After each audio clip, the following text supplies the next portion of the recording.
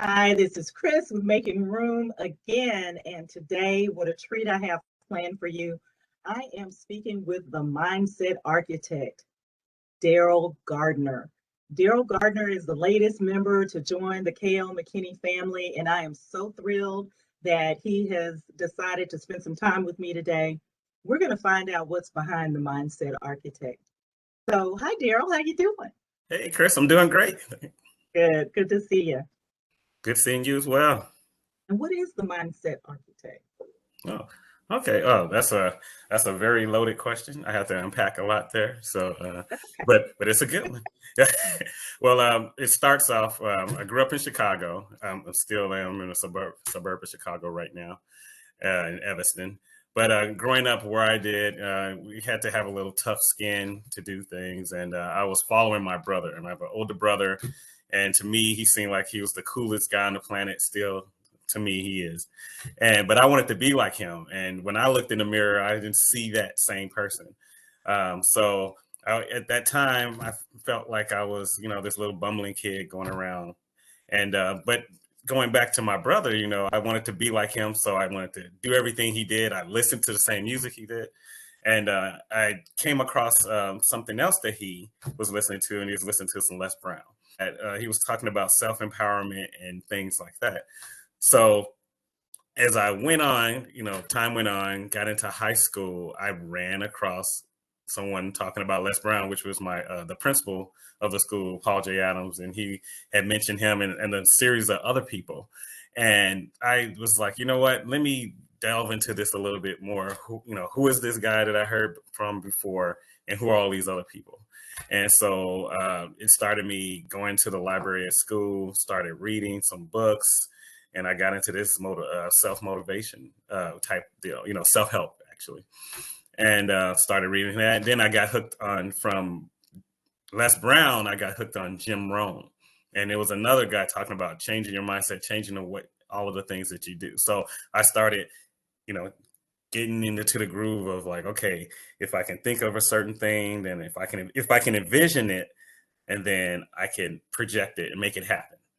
And that just translated for a lot of things I was doing, and it's just like, oh, I see it here first, and then whatever I have in my head, I can put it out here, and then I can make manifest it. And so this time went on, so I'm reading and just keeping this knowledge in and not knowing that I'm growing as a person. And it's like the architecture part, like I'm building on this foundation that I had as a kid, and I'm growing up and I'm building this next layer of the house, and I'm building the first floor, and then I went to college and I started reading some more, and I'm building the second floor, and went off to work, like everybody does. You get out of school, you go work, and I started working at a law firm and started doing consulting. And what started happening is I'm consulting with attorneys, and as we would go along working on projects, I would see certain things that were happening, and I would bring up a quote and it became where I had this little cubicle where I sat in the office, and I started like printing out the little quotes of all of these people, and I tacked them all along the wall, the walls of my cubby and on the desk, and people just started walking by, and I would actually start seeing people in the office walking by and reading the things, and they were getting motivation as well. So I was like, okay, and like I said, I'm working, so that's the third floor. I'm building that. So I'm building this architecture. I'm an architect, and I'm building this building, the building me, building this better version of me. And so eventually, as years went by, I said, you know what, it's all about, I would tell people it's all about your mindset, and that's what you can, whatever you think you can do it. If you don't think you can, then you stop yourself. And I always thought about that building, building, and I've just merged the two things together, this mindset and architect, and just like mindset architect. It's I'm the person that I coach people to get their mindset, build on top of it, find out where their foundation is, if it's a shoddy building, let's say, things going on in their life, I clear it out and make that level, and then we start building back up, and we build it back up based on what they say they want to have. They say, and we have a lot of things in our lives that we think we want, and a lot of times, most times, that's from what we've gotten from someone else. So we have a building that we're living in that's based off of dreams and aspirations of other people, whether it be your family, your friends, and you don't really know who you are. So my thing is to come in and actually help you find out, level it out, find out this is where I'm starting. What do I actually want to build, and help you build that level by level by level by level, because it's a constant thing. Well, let me ask you this. Mhm. So you've developed this mindset architecture framework. What has it done for you personally? Where did it take you to in your life or in your career? Well, I think it's what it has done for me is, as I was building it up, is that it gave me this confidence, and my wife kind of says I'm kind of overconfident for a lot of things, and she's just like, I don't understand how you have so much confidence. And I tell her, well, I built this building, this confidence building, so it's so having that mindset shift has allowed me to uh, uh, perfect example, this job that I was working at, I wanted to move up. There was no way to move, and anybody else would have been like, okay, maybe I'll just go somewhere else and try to find a job. And I decided that, you know what, I still like working here, and this is what I want to do. So I actually created my own job. I went to the director of the department and said, I think we need this. This is what I want to do. And I eventually got that next job, and then so I built my own job. And it was because I believed in myself enough and knew that if I could see it, I saw what I wanted to do. I just needed everybody else to see it.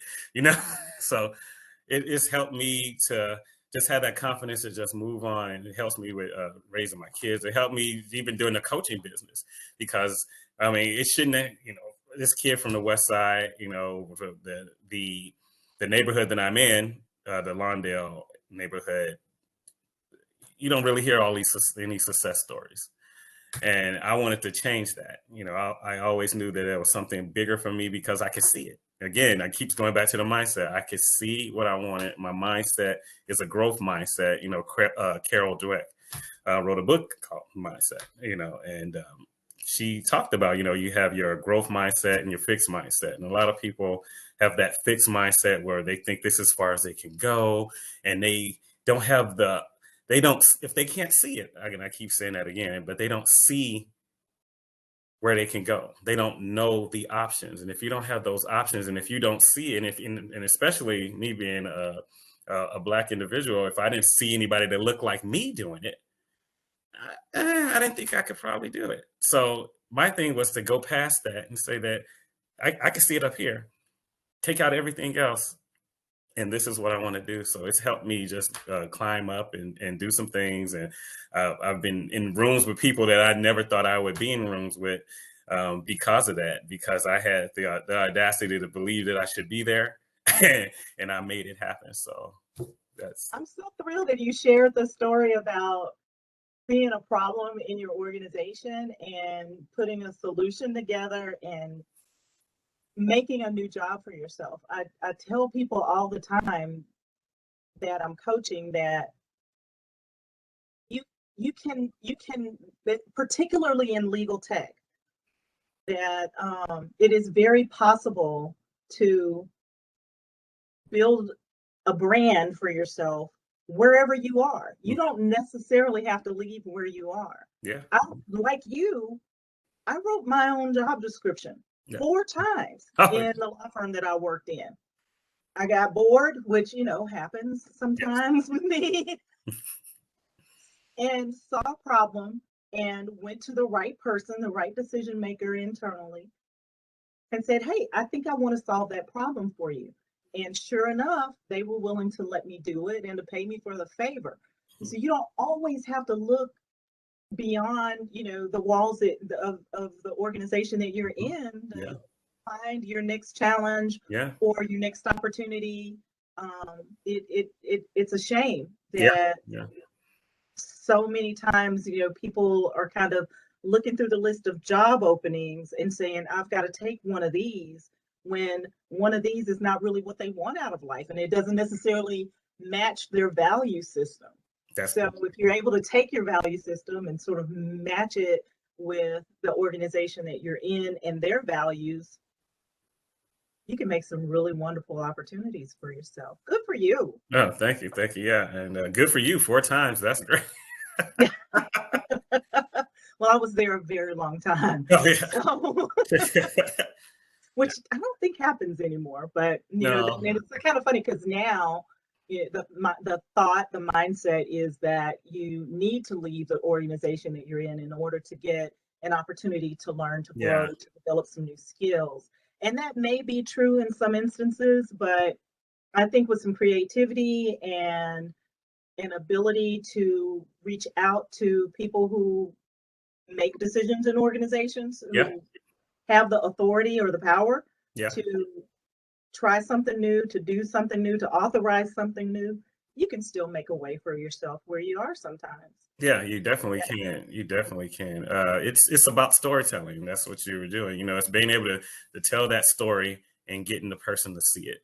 And it is true that there are people out there who, there are some gatekeepers who keep you away from those people. And in those instances, I say you just try to find a way around it. I know there's this bureaucracy, and you're supposed to go, to this person, but if it's something that you really want, and again, it's about, can you see it? You want the world to see it. You want this person to see it, and this person that may be stopping you, they may unfortunately be as far in their journey as they're going to go too, and they don't see any, they don't see outside of that. So you may have to just go around it. I mean, life.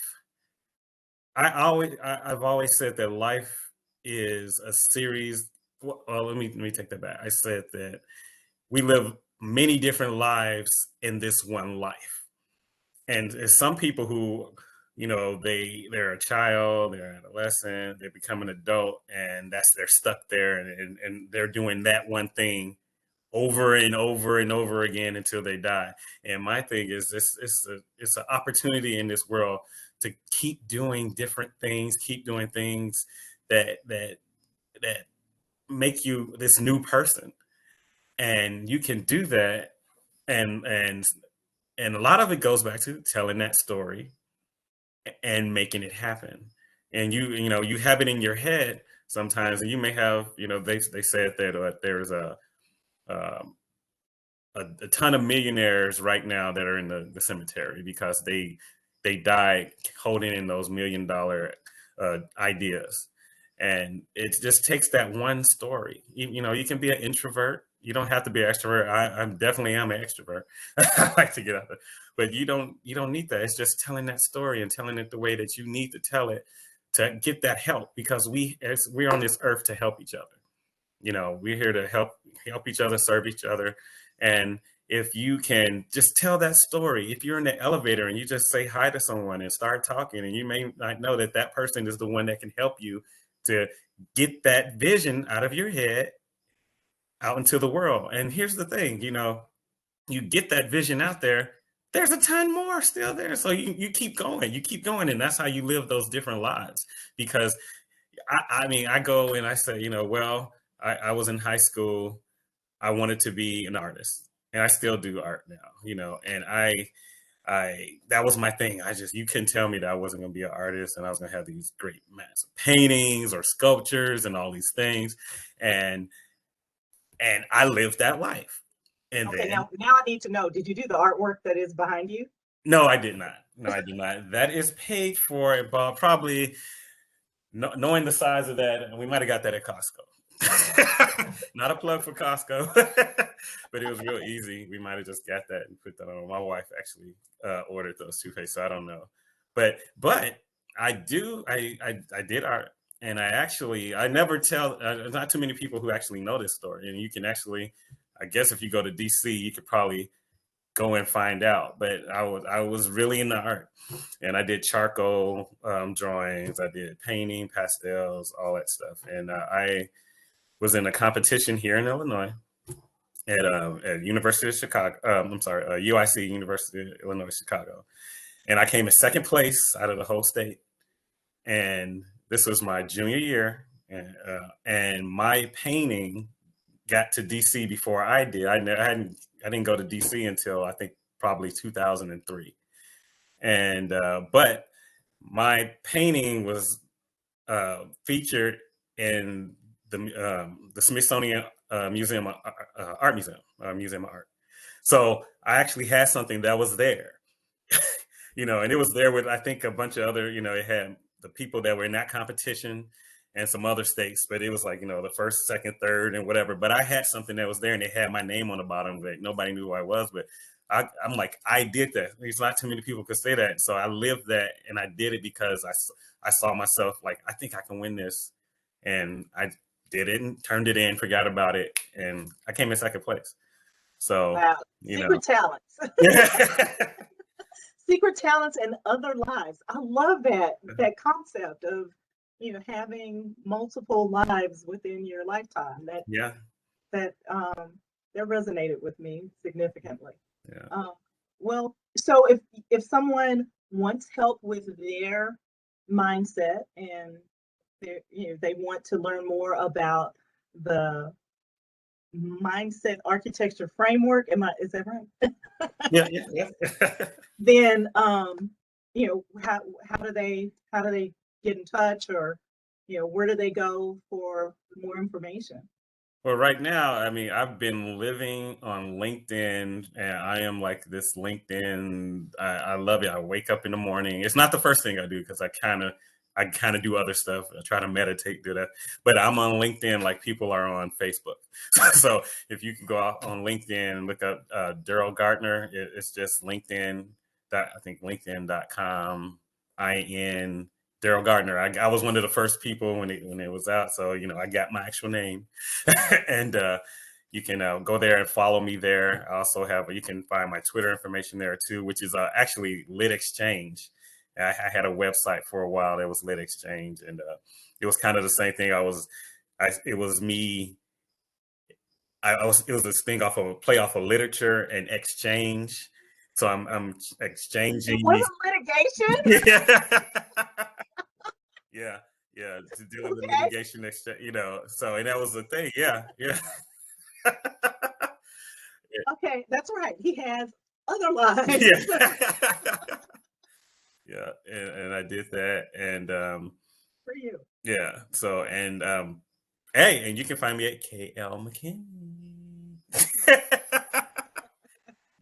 D Gardner. Well, very good. Daryl, it has been a pleasure. This has been so much fun. We have to do this again.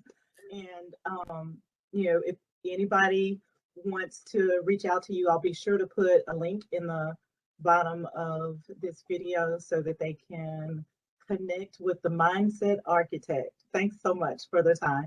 Thank you. Thank you so much. I had a blast. Thank you.